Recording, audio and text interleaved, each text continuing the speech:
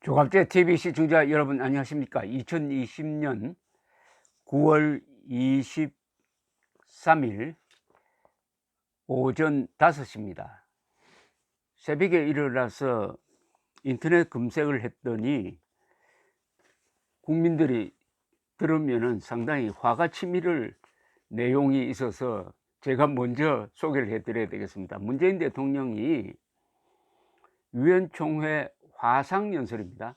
실제로 가서 한 연설이 아니라 화상을 통해서 연설을 했는데 또 종전선언을 하자는 이야기를 했습니다. 종전선언? 아니, 종전선언은 북한이 핵을 포기하고 억류한 국군 포로를 다 돌려보내주고 전쟁을 일으킨 데 대한 사과 그리고 배상을 약속한 다음에 해야 되는 것 아닙니까? 그런데 북한이 핵을 가진 상태에서 대한민국을 아주 졸로 보는 이런 상태에서 종전선언을 하자면은 이게 말이 됩니까? 종전선언 이야기를 또 꺼냈습니다. 이건 완전한 잠꼬대죠. 소개는 해드리겠습니다. 제75차 유엔 총회 기조연설에서 국제사회의 지지와 협력이 계속된다면 한반도 비핵화와 항구적 평화가 반드시 이루어질 수 있다. 한반도 평화의 시작은 평화에 대한 서로의 의지를 확인할 수 있는 한반도 종전선언이라고 했습니다. 아니, 종전선언은 평화의 시작이 아닙니다. 평화의 완결입니다. 종전선언을 하고 평화를 가져오겠다. 이게 앞뒤가 맞지 않지 않습니까? 종전선언이라는 것은 6.25를 끝내는 겁니다. 6.25를 끝내려면 6.25와 관련된 모든 문제를 정리를 해야 되죠. 그리고 남침에 대한 반드시 배상과 거기에 따른 후유증을 세수한 다음에 종전선언을 하는 거 아닙니까? 문 대통령은 사진의 녹화 영상이 공개가 되었는데 그걸 통해서 지금도 한반도 평화는 아직 미완성 상태에 있고 희망이 가득했던 변화도 중단되어 있다. 아니, 중단되어 있다는 것은 무슨 말입니까? 그동안 비핵화 사격을 펼쳤다는 이야기 아닙니까? 4월 27일 2018년 4월 27일 김정은이하고 만나서 모든 약속은 거기 다 했잖아요. 비핵화도 약속하고 평화도 약속하고 했는데 북한이 안 지키고 있잖아요.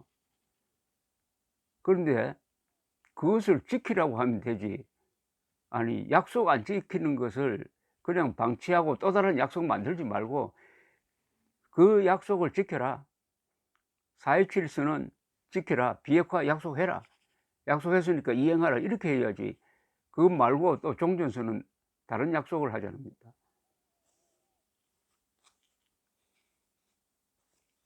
이 종전선언을 직접 언급한 것은 참 오래간만이네요. 하노이 결렬 직전에 작년 신년 기자회견에서 문 대통령은 종전선언은 결국 싱가포르 회담에서 합의한 북한의 비핵화 조치에 상응하는 미국의 조치에 해당한다. 아니, 북한이 비핵화를 하지 않았는데 미국이 그에 상응해서 종전선언을 하라고요? 미국은 과거부터 북한이 핵을 완전히 포기하면은 종전선언할 용의가 있다고 밝힌 게 부시 때부터입니다. 부시 때부터. 그런데 북한의 비핵화 조치가 없었잖아요. 북한의 비핵화 약속은 있었는데 그 비핵화는 북한의 비핵화가 아니라 한반도의 비핵화였습니다. 그것은 주한미군 철수를 의미하는 거죠.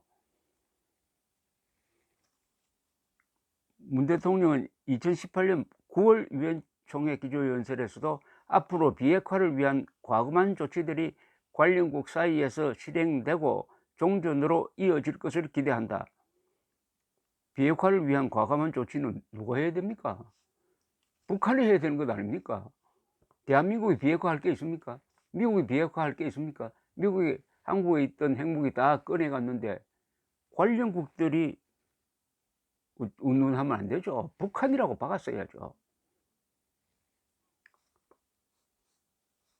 문 대통령이 국제사회 지지를 요청했다니까 국제사회가 다시 한번 냉소를 보내게 생겼습니다. 2018년 문재인 대통령은 가을에 유럽을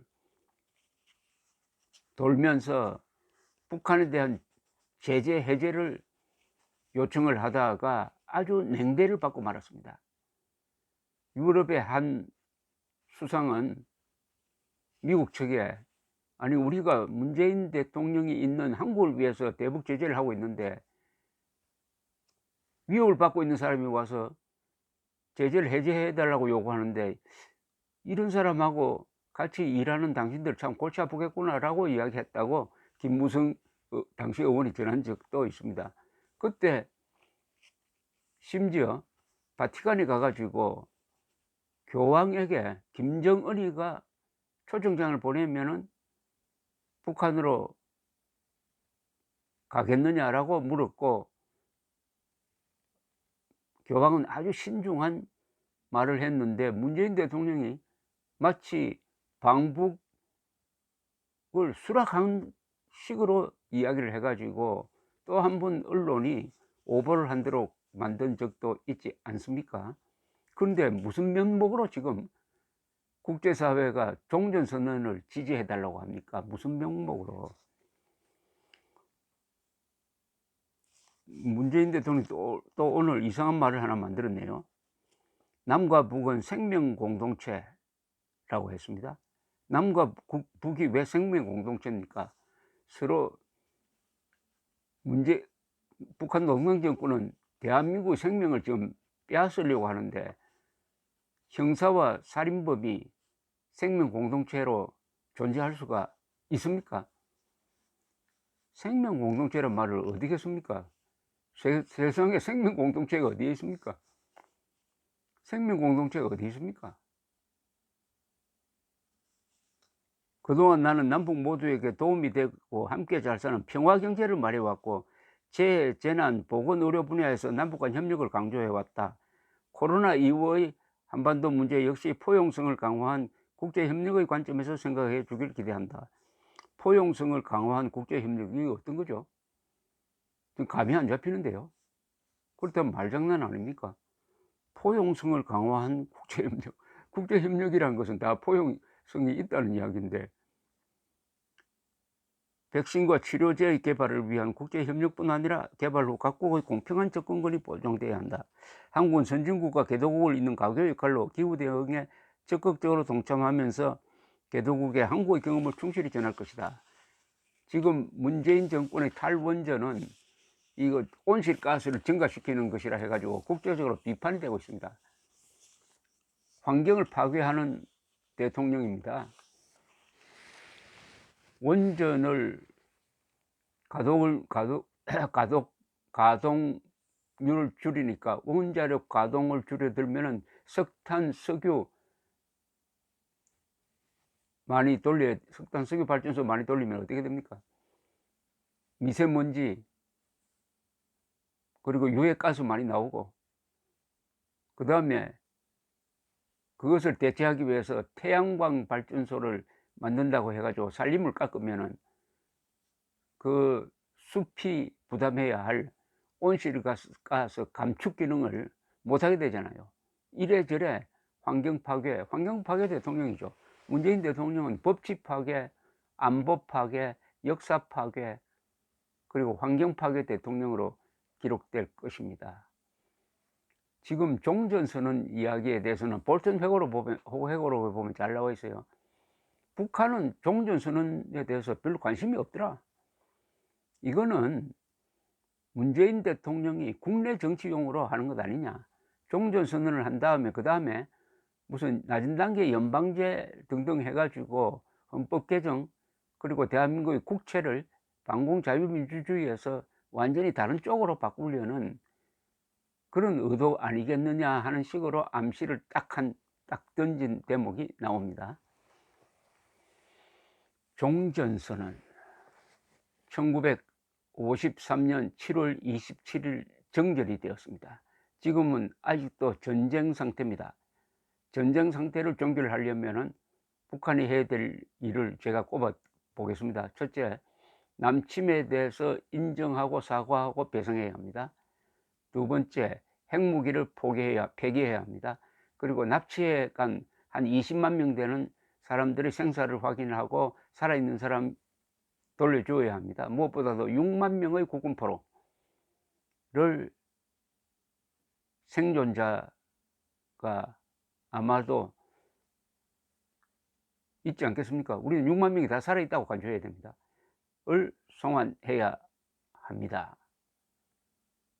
이것 없이 종전선언 하자는 것은 그 자체가 이적행위입니다. 이적행위. 살인 강도에 대해서 뉘우치지도 안 하고 배상도 하지 않는데 형사가 나서 가지고